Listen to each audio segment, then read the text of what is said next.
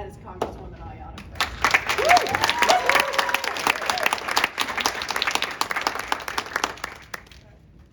Thank you, Jessica.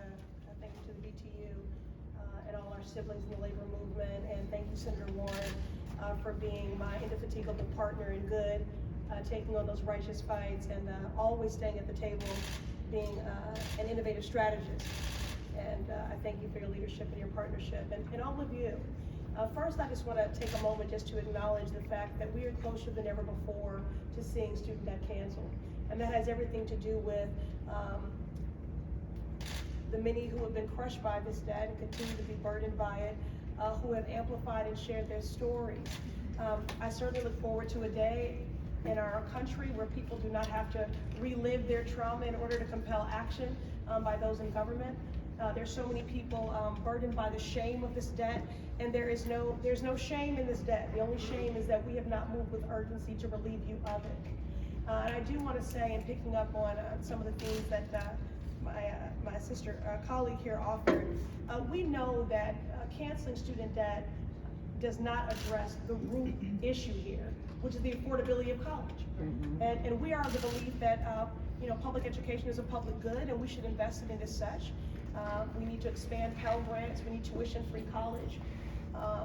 So we know that those root issues need to be addressed because the cost of higher education has increased by 150%.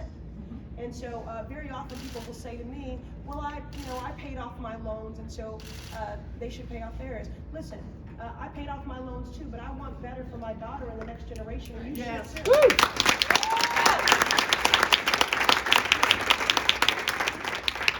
This is an economic justice issue, and to Senator Warren's points and some that Jessica listed as well, it is a racial justice issue. It is a gender justice issue.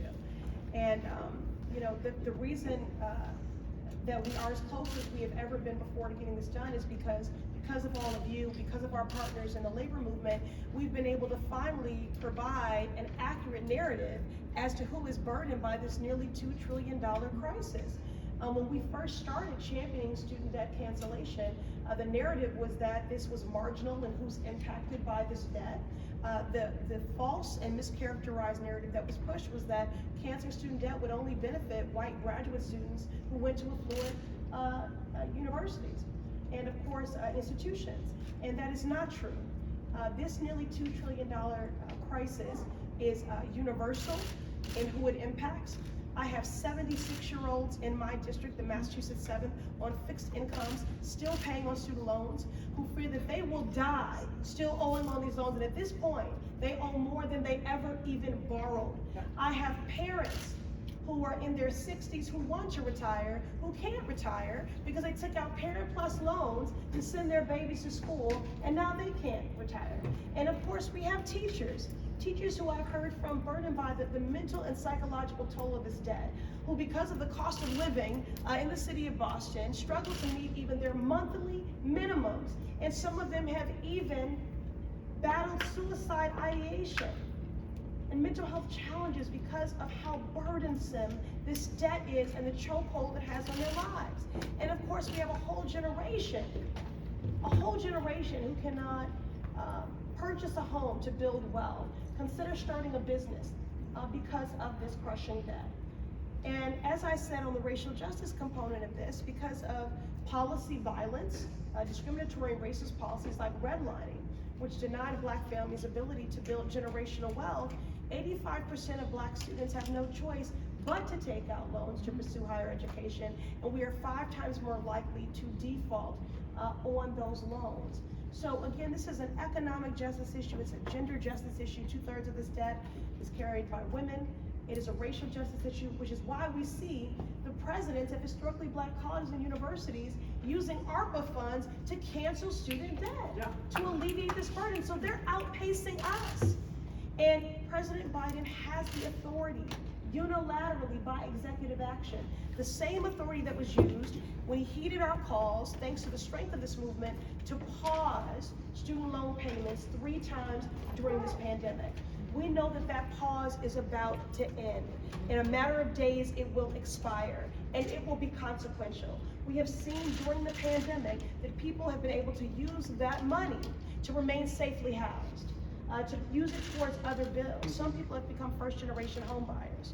So this is an issue of consequence to people from every walk of life, including and especially our siblings in the labor movement. So I do just want to lift all of you up, because at its roots, organized labor is about giving workers a chance to live and to thrive. And how can that happen if you're burdened by this debt?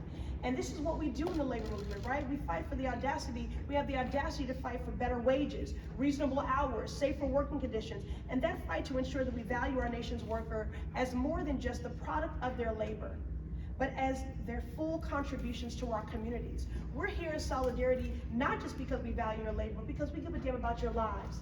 And we know that this debt is impacting your lives and that of your families. And so we owe it to the millions of union workers who have kept our nation running during these incredibly challenging times, keeping our families and our communities safe, fed and healthy, teaching and nurturing our babies, keeping our factories and plants running, and getting us to where we need to go. We owe it to you to act on this, to act boldly, and to act swiftly. And I thank you for your solidarity in this movement.